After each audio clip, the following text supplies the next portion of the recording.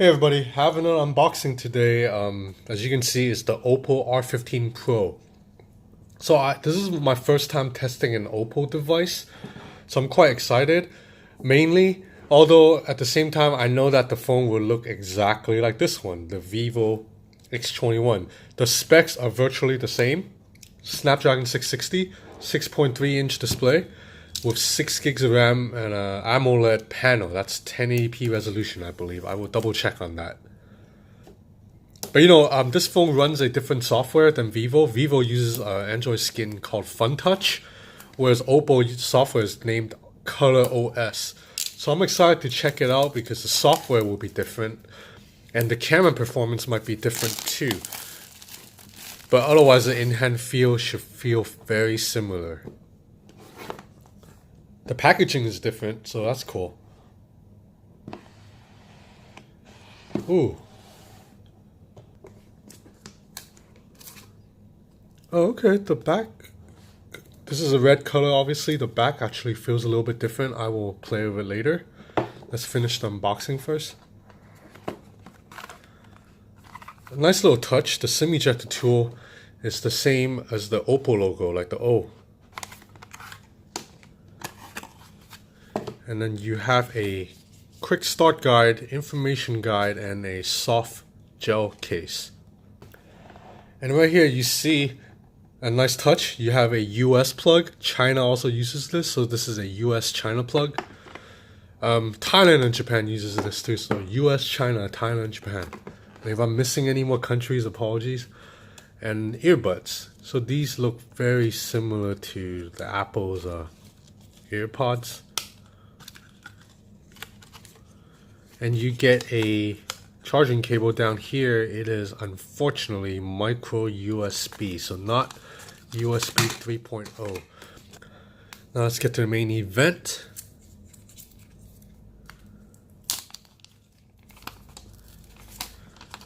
There's nothing for me to peel, unfortunately. So there's a screen protector on this phone already. And okay, you can peel this.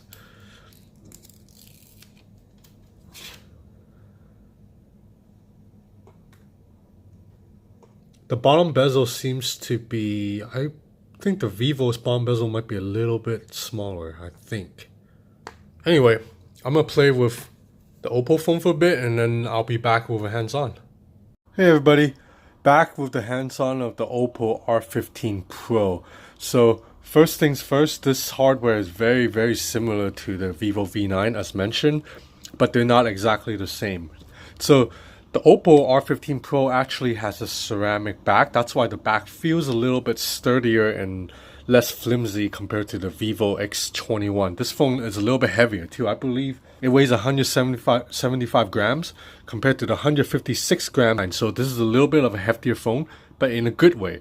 It feels good because the back is ceramic, so it feels very nice, feels very sturdy in the hand. Otherwise, both phones are virtually the same size as mentioned. They have the same display, 6.3-inch OLED panel, same processor, Snapdragon 660. There are minor hardware differences. So while on the V9, you have a 12 megapixel main sensor, on the Oppo, you have a 16 megapixel main sensor. And then on top of that, Oppo's main camera is f1.7 aperture compared to the Vivo V9's 1.8 aperture. So that means in theory, Oppo's camera should be able to take slightly better low light photos. The Oppo R15 Pro's battery is also larger at 3,400 milliamp hour compared to the 3,200 milliamp hour on the Vivo V9. So the Oppo R15 Pro runs its own software on top of Android 8.0 and it's called Color OS. So you can see it's quite colorful and it's very similar to Vivo software, to be honest. It's very iPhone iOS-like. So again, no app tray. All the apps go on the home screen. And to be honest, I am not a huge fan of the color scheme. So all the native Color OS icons are red. But then it really just clashes with everything else, all the other icons. So on top of that, you swipe down to activate a search. That's in seemingly every Chinese phone. Like that's something completely copied from the iPhone.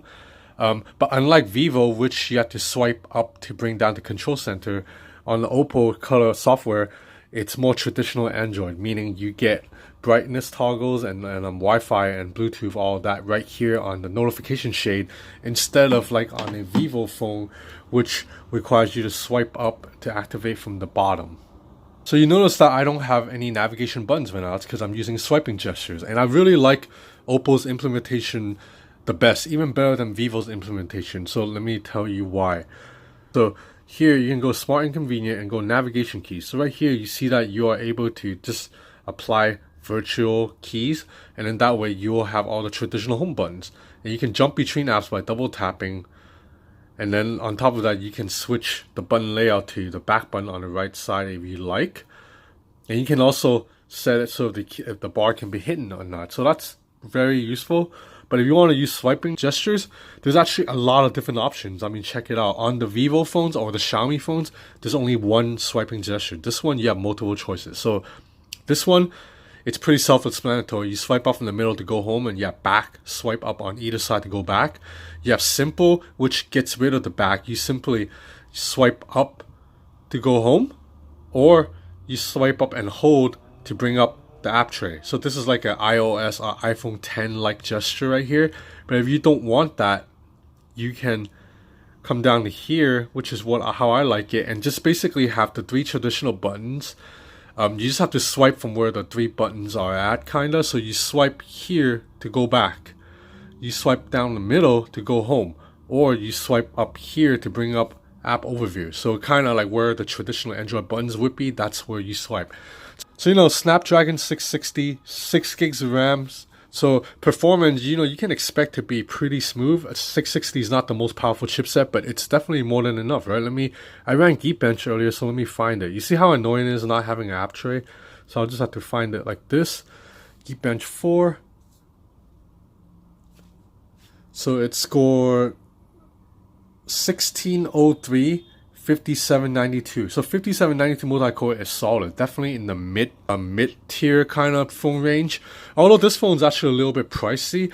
I've been told that the official pricing for this in China is 5,000 RMB, 5,000 yuan RMB, which is about, let me do my math, which is about 600 US. So this phone is $600 US. So it's a little bit on the pricey side, because if you spend another $100, you can get a Snapdragon 845 device from LG, or Xiaomi's giving you a Snapdragon 845 device for probably a little bit less than 5,000 RMB, a little bit less than 600 US.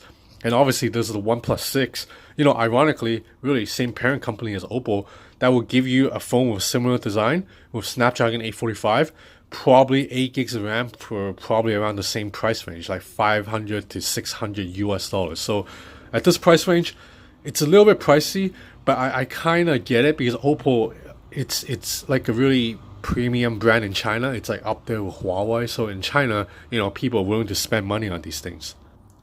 So we'll dig into the camera app. I quite like the camera app of the Oppo phone more than the Vivo phone. So you see that I like that you can swipe left and right to get through all the different modes, and you actually have more modes on here on the Oppo than on the Vivo phone. For example, you can shoot slow motion video right here. So you cannot shoot slow motion video with the Vivo V9. That option is just not there. And then also I like that when you're in photo, you have the option to choose to go full screen on your viewfinder.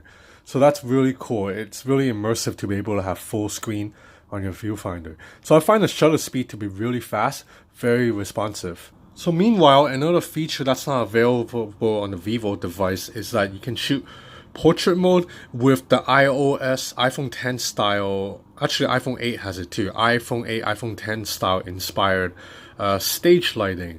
Now, unfortunately, I don't have a human being to test this, because my girlfriend, it's actually she went to Thailand for a friend's birthday party.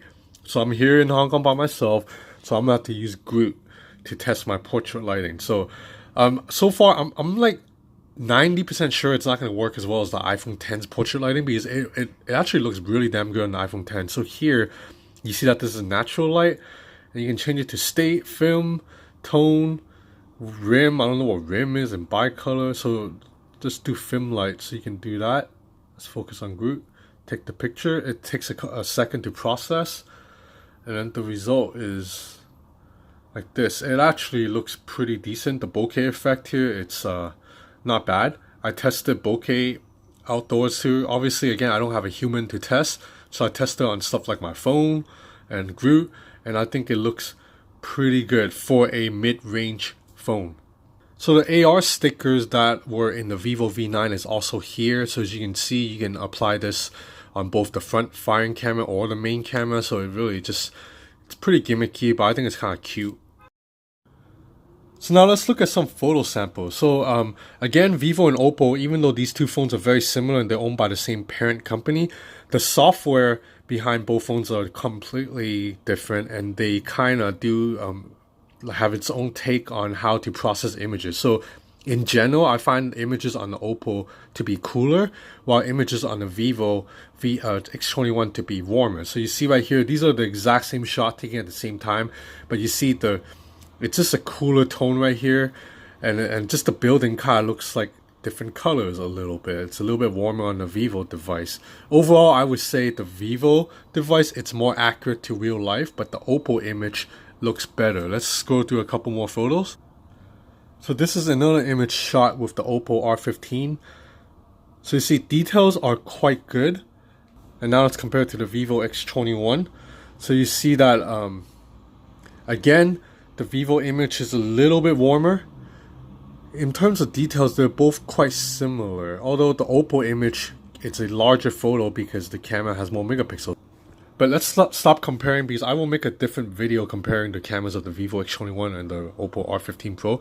Right now, we'll just look at normal photos. So this is a selfie taken with the selfie camera. It's 20 megapixels, a little bit too big for me. I'm not comfortable with that. But again, Oppo's phone software does that Chinese thing where it really softens your skin. Like in real life, my skin does not look this white, does not look this smooth. This is software algorithm here, that beauty mode in effect. So this is another portrait mode I took of a phone, and I thought the depth of field blur went around the phone and the tripod very nicely, naturally, and then the depth of field, it's quite deep, which looks good. It's more dramatic. So now this is a video sample shot with the Oppo R15 Pro. Stabilization is pretty decent. I'm walking right here right now, and the video is pretty smooth. So just for comparison, here's the same video shot with the Vivo X21. So you see, Vivo X21 actually has slightly inferior stabilization. You see the video moves a little bit more up and down as I walk. It was a lot smoother on the Oppo R15. You know, for an OLED panel, this display, it's good. There isn't that much color shift. You see, right now I'm tilting all the way to the right, and it's still, the whites are very white, so it doesn't have that blue tint from LG. So I believe this OLED panel is probably sourced from Samsung. I'll have to double check on that. Let's check out some Instagram stories, which is one of my favorite things to do when I test a new phone, just because I really like how immersive it is. So this is a beautiful display, and I really love how immersive the screen looks on a 6.3-inch phone with really slim bezels. I forgot to mention, this phone obviously doesn't have that under-screen fingerprint reader. Instead, the fingerprint reader is on the back. Super fast, super accurate, almost immediate. And then also this phone has face unlock, which shouldn't be a surprise because OnePlus 5 had it, Vivo X21 has it. It's super fast, so I'll show you really quick. I'm going to turn it to my face. What I also like about Oppo's software is it allows you to lift the phone to immediately unlock. So you see how fast that was. I just lifted the phone towards my face, and then it picked up my face and immediately unlocked. Alright, let's do a speaker test. So first, you're able to stretch the video out all the way, which I like a lot. There's a single fine speaker grill only, so you can easily muffle it. But the speaker sounds good. So this is 50%. We'll go up to 75%.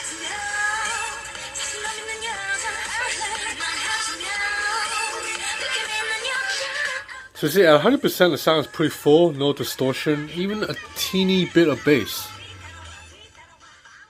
So I only used this phone for one afternoon, didn't really get to test battery life yet, but 3,400 milliamp battery, so should be enough for all day, considering Oppo's hardware software is very aggressive at saving battery to the detriment of notifications actually. But I will definitely test this phone more this weekend.